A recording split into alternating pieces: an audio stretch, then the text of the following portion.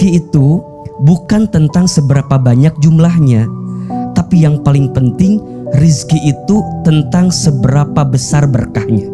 Jadi yang paling penting bukan jumlah, bukan banyak, tapi berkah. Rezeki sudah tertakar, tak mungkin tertukar. Rezeki sudah tercatat, tak mungkin tersesat. Rezeki sudah dijamin, tak mungkin diambil oleh orang lain. Artinya, jangan khawatirkan rezekimu, tapi khawatirkanlah bagaimana caramu menjemput rezeki itu. Apakah sudah sesuai dengan kaidah Allah? Sudah sesuai dengan aturan Allah atau tidak? Karena mohon maaf, segala sesuatu yang sudah ditakdirkan untukmu tidak akan pernah lepas darimu. Dan segala sesuatu yang tidak ditakdirkan untukmu tidak akan pernah menjadi milikmu. Jadi kita yang kita kejar itu bukan seberapa banyak kita dapat, tapi seberapa berkah kemudian Allah ridho dengan apa yang kita dapat. Wadduha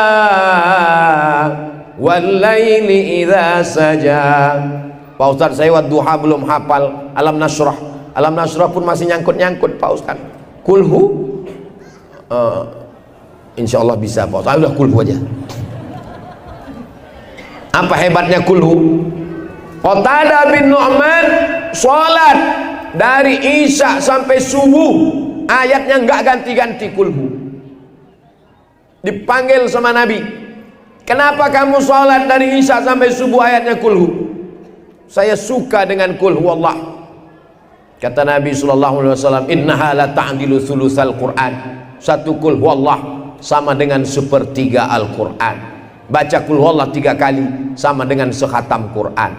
Ini ayat yang ditunggu bapak-bapak yang selama ini tahajud malam malu ayatnya nggak ganti-ganti. Lanjutkan Pak. Kenapa sih perempuan paling sering di hatinya didudukin sama syaitan? Yang pertama, egois. Yang kedua, maunya selalu diperhatikan tapi tidak mau memperhatikan.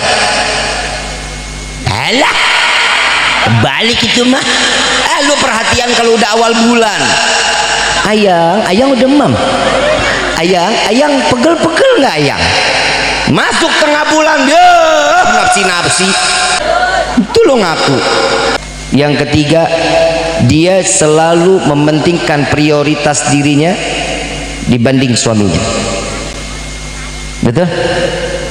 Mau kondangan nggak perlu pamit, bapak udah tahu ada undangan di atas meja. Tapi kalau nggak izin dari suami, apa hukumnya? Laknat Allah turunkan kepada istri tersebut sampai ke tempat acara, sampai balik lagi. Seandainya saat sampai di jalan itu Allah cabut nyawa seorang istri, mati dalam keadaan tidak membawa iman. Kalau dengan pengajian, semakin mengaji, semakin datang rasa takut, teruskanlah.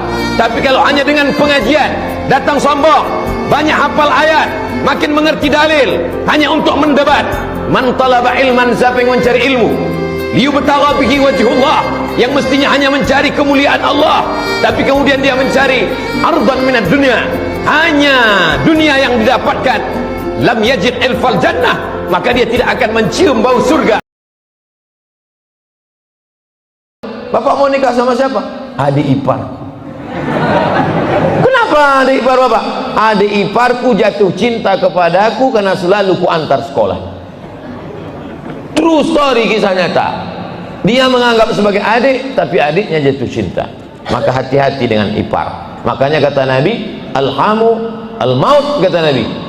Bagaimana dengan ipar ya Rasulullah? Ipar mati, kata Nabi. Apa maksud Nabi ipar mati? Kalau dengan orang lain kau bisa nikah, kalau dengan adik ipar bisa mati, karena kau mesti ceraikan kakaknya, tak mungkin dua sekali. Anta juma'u bainal ukhtain, tak bisa digabung kakaknya nikah adiknya juga. Ini maka dengan ipar nih hati-hati, jangan macam-macam.